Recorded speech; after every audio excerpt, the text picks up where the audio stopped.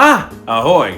Being sick is an awful venture. I don't recommend it for anybody. But when I do get sick, my favorite thing to do is to get into something big and snuggy and play some Mario Party. And with my hot new ailment, I have the perfect opportunity to finally check out that new Mario Party that came out.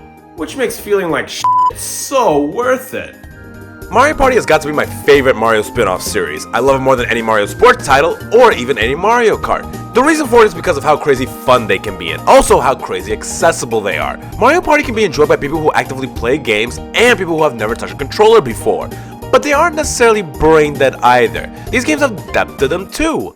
They are fundamentally board games which everyone in one way or another has experienced, but Mario Party gives it that extra twang that separates it from other board games, and that's the mini-games. The minigames help break up the board game, and unlike other collections of minigames, Mario Party gives a big picture purpose to them because of the board game aspect, rather than just having you play minigames so you get bored. This isn't just a board game, nor is it a collection of minigames. It's Mario Party, the best of both worlds. Plus, when you combine that with the fun of being able to play with a group of people, it makes things even more of a blast. It was great growing up a Mario Party fan because we got so many of these bitches. The Nintendo 64 had 3 of them, the GameCube had 4, and when the Wii arrived, I was happily waiting for 5 of them. However, after the first Mario Party on Wii came out, there was a general consensus online that the series was getting oversaturated, which I always thought was stupid because people are out here buying the same fucking sports game every year that changes nothing. Mario Party wasn't doing that. While the games are largely the same, they do switch around the maps, minigames, and even mechanics, which gives a valid reason of picking to play one Mario Party over the other, unlike trying to decide between playing NHL 17 and 19. But this one has that feature! But the Wii changed everything, and instead of 5 solid reliable Mario Parties, we ended up getting one more, which drastically changed how the board game functioned, which a lot of people weren't crazy about, and it kept this format for the one Mario Party game the Wii U got. These 2 Mario Parties tend to be glossed over, which is what I'm doing. Now we arrive at the Nintendo Switch, and Mario Party is back.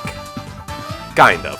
Super Mario Party came to the Switch and it returned to the classic style of board game, which was great, but they ruined it in other ways. For one, the laughably small 4 boards the game had were so tiny and mostly uninteresting, and the game maxed out the dice roll at 6, which made the game feel so slow-paced, and it never feel like it could cover any distance. What keeps me from completely dismissing this title is that its minigames were really good, and I especially enjoyed the ones where all the players had to work together. We then get Mario Party Superstars, which was remixing things from the classic Mario Party games like the boards and the mini-games. We truly got Peach's Birthday Cake HD before GTA 6. What a world! Now this was a great time, and they even fixed the gameplay. It didn't feel as slow as Super Mario Party. We can roll 10s again. Mario Party was back, and all I had to do was rehash old shit. Let this be a life lesson. If things aren't going your way, don't be afraid to look back on your roots, which is why anytime I get down depressed, I start drinking out of baby bottles again. But now that Mario Party fixed its gameplay, it was time for some new content. That's where Mario Party Jamboree comes in, released this past October. And oh boy, I'm happy to be playing it. Now everyone knows that Mario Party is peak gaming whenever you're playing with other people. But unfortunately, I don't want to get anyone else sick. Velbos is out looking for this grass stuff he's been hearing about. So instead, let's see how much fun it is in single player. So before diving into the logistics of Mario Party Jamboree, I want to talk more about just how Mario Party works. Once again, it's a board game where you and 3 other players must roll dice to traverse a variety of maps to collect coins so that you can buy a star somewhere on the board. Stars are the main objective, and whoever has the most stars at the end of the set number of turns wins. After every player rolls, we play a minigame, and these range from free-for-alls, 2v2s, and 1 vs all. The winner of the minigames gets coins, and when back on the board, those are useful for buying stars, but also stopping by shops to buy items to aid you or other investments. It's an incredible board game layout, but as I said before, what puts Mario Party above every other board game, or any party game really, is how accessible it is. These games are easy to pick up and play, but also to excel in. As simple as they are, they have depth to them. Mario Party does a phenomenal job keeping everything balanced. Say you have piss poor luck rolling dice or just seem to be always getting screwed over in the board game aspect, the minigames are a great way to keep you in it. But say you don't necessarily shine in the minigames, well, enough things can happen on the board to work out in your favor too. Because Mario Party, to keep its fun factor, also has one more secret ingredient, and that secret ingredient is bullshit. Mario Party will have so much random garbage happen during play, and also has so many opportunities for drastic momentum shifts that keep the game going. It's not like Monopoly where at some point the game just becomes boring towards the end because one person is the clear winner, so now we're all dragging our feet to the finish line.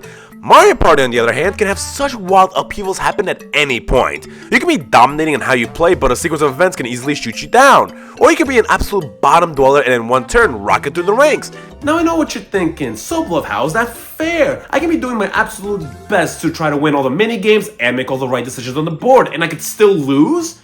Well, yeah, because if you're playing Mario Party to win, then you're not playing it correctly. Mario Party is about having fun and getting a gigantic laugh out of watching your friends getting f***ed over. All my best memories of Mario Party aren't winning, it's about the absolute sheer f***ing nonsense that happens and how the room just bursts into laughter. And Mario Party Jamboree accomplishes this task. It's random garbage sometimes, but it's the good kind of random garbage. What is good garbage? Recycling? So let's start talking about the tidbits of Mario Party Jamboree. For one, I could sit and complain about how the character select screen has a bunch of why the f*** are you here's. Has anyone ever playing Mario Party said, why can't I play as Goomba? but I'm not gonna dwell on it, because if I'm really gonna sit and whine about Spike being in Mario Party, then I really ought to join Velbos in the Finding Grass department. Bowser, however, is weird to me. I always preferred him as the big villain on the board that you want to avoid at all costs. But hey, it's good that he gets invited to the party. I'm still waiting for my turn. Did they change the main villain of the game? No, it's still Bowser, just an imposter Bowser now who has an aura of PlayStation. What is Nintendo trying to say? Huh, Bowser landing on a Bowser space? Is this what it looks like to f*** yourself? My only actual legit issue with the character select is that if you want to change your player, you have to go all the way back to the main menu. That's so cumbersome. We have a nice array of modes, but let's focus on the main attraction, the actual Mario Party game. Starting off, we only have 4 boards, though we do have 3 unlockables. Let's start with the first 4. Mega Wiggler's Tree Party is the most basic board, receiving a single star in regard to its difficulty. It's a lovely, simple map. Its gimmick is the giant Wiggler sleeping in the middle that we can move via items or spaces to alter the path. Sometimes, though, the Wiggler will get angry and make all the spaces bad. But there's such little spaces on Wiggler, and it's so easy to avoid him that it actually doesn't really make it much of an issue. But again, it's a simple, easy level 1 board. Rainbow Galleria was the one I was most excited about because I thought a shopping mall was a great location for a Mario Party board. Hell, my favorite Mario Kart Wii track was Coconut Mall. Rainbow Galleria is a big map with multiple levels to it and also a lot of shops, which is perfect for the setting. At some point during the game, a flash sale goes off where everything is half off, including the star. There's so much to the board that when playing it, I do recommend playing a 20-turn game because a 10-turner doesn't do it justice. Roll'em Raceway is a racetrack theme where all our characters are in carts. It's a cute niche gimmick, but I didn't care for this one. For one, I don't like how less animated the players are, and for another, I'm not a fan of the board-specific item of 4 dice blocks that will let us just zoom across the board, which you think is awesome, however it also makes you zoom past the star.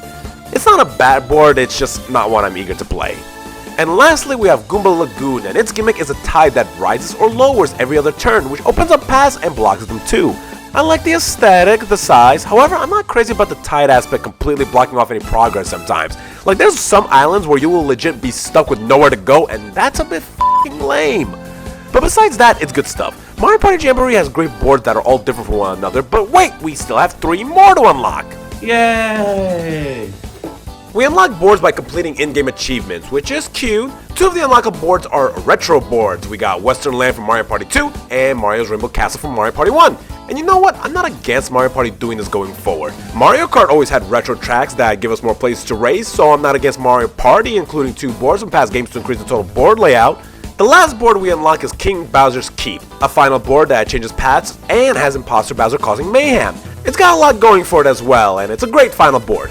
Overall, I'm very pleased with both the quality and quantity of boards. And the spaces on them are simple but effective. The blue space gives us coins, red space takes our coins, lucky spaces have us spin the wheel for something good, unlucky spaces have us spin the wheel for something bad, happening spaces trigger board specific events and it can vary from being something good to something bad, item spaces give us an item, go figure, versus spaces initiate a minigame where all players wager coins, we have a Bowser space that makes us go NO! Land on one of these and PlayStation Bowser ruins our day. Landing on these spaces is terrifying. I look more forward to shattering with my toaster than landing on a Bowser space. And lastly, my favorite space, the Chance Time. A nerve-wracking space where the player gets to spin some dice and potentially cause players to swap coins, stars, maybe even your house. It's a space that when anyone lands on it, you clench. I love these spaces so much because they are so susceptible to bullshit that my only complaint about Mario Party Jamboree is that there aren't more of these spaces on the maps. Elsewhere in the boards are booths we can find where we can steal coins for free, or if we fork over 50 coins, we can have booths steal a star from another player, which is just dastardly. Boo and boo violence! And the only other thing are shops where we can buy items to help us on our adventures. A lot of the items are classics: double dice, triple dice, dueling gloves, pipes, star pipes, plunder chest, a motherfucking skeleton key.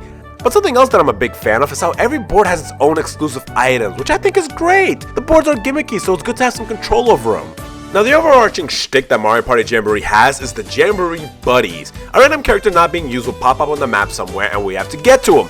Once they are reached, everyone has an opportunity to play for them in a big showdown game. These aren't mini games, instead they're more like gauntlets. They last a few minutes and they are intense. But also, the fact that they last as long as they do also gives room for error. These are awesome, and what's even more awesome is how each showdown for each Jamboree is tailor-made for those characters. Like Luigi is us solving puzzles in a haunted mansion, Wario throws us a bunch of WarioWare like micro games at us, Bowser Jr. is a gauntlet to survive enemies, and Waluigi is simply a game of fucking pinball. These are all great, but now, what's the point?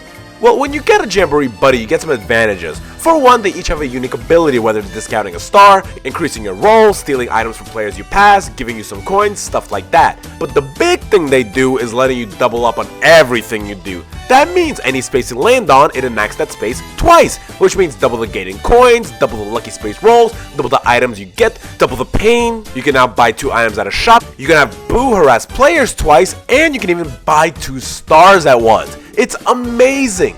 But remember, it doubles down on everything, which includes the Bowser space. You're kidding. If you land on a Bowser space with a Jamboree Buddy, you are getting f***ed twice! You know, I know that I'm getting f***ed, but I like the way that I'm getting f***ed twice. That's just the magic of Mario Party. The Jamboree Buddies add so much strategizing to the game, and it opens the door to such momentum shifts in the game, and it's amazing and perfect for Mario Party.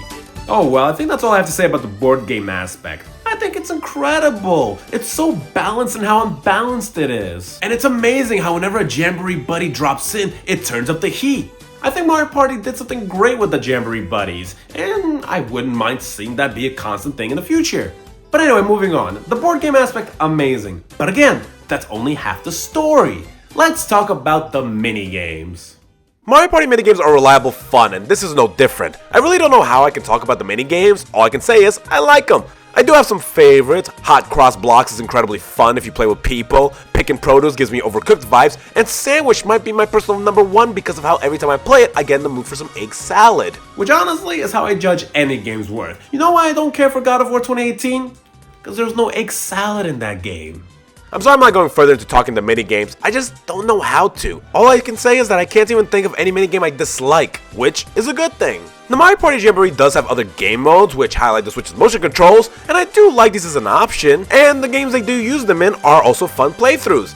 But I did want to talk about Mario Party from a single player perspective. So besides party mode with CPUs, what is the single player mode? Well, it's this party planner track where we gotta openly roam each board to find NPCs and play minigames to get items to give to other NPCs to get star bits. And when we reach the number of star bits needed, we get to do a boss minigame and then proceed to the next board. It's a simple premise, I'm not gonna say it's bad or unnecessary. It's just not something I care to pay too much attention to. When I play Mario Party, I'm here for the Mario Party mode, and Jamboree has done a fantastic job giving us a fun Mario Party mode. We have a nice number of boards, the gameplay is fast-paced and fun, and the minigames are so sensational. And I'm glad there are more game modes to explore if you ever want to take a break from partying, which is nice, but I don't think you'd need to because of how well done the main event is. But still, the options are nice. I haven't had too many opportunities to play Mario Party Jamboree multiplayer with other people, but when I did, it was just as good fun as any other Mario Party. Actually, Mario Party Jamboree came with 3 free months of online multiplayer, which I'm sure Nintendo did to encourage people to buy and try the online multiplayer for Jamboree. So let's see if I can get a match.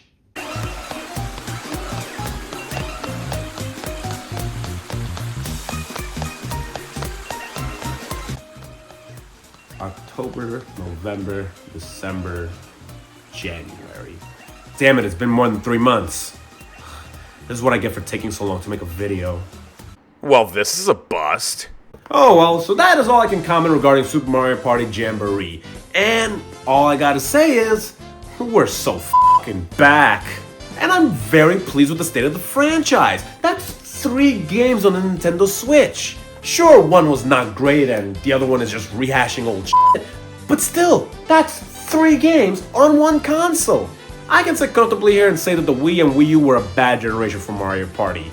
And the Switch was a great one, and ended on a high note with Jamboree. It's got me extremely optimistic and looking forward to a bunch of fun titles that I could expect on Nintendo Switch too. You know, like Mario Party Jamboree 2, Mario Jamboree 3, Mario Jamboree Deluxe, because you know, Nintendo's got a Nintendo.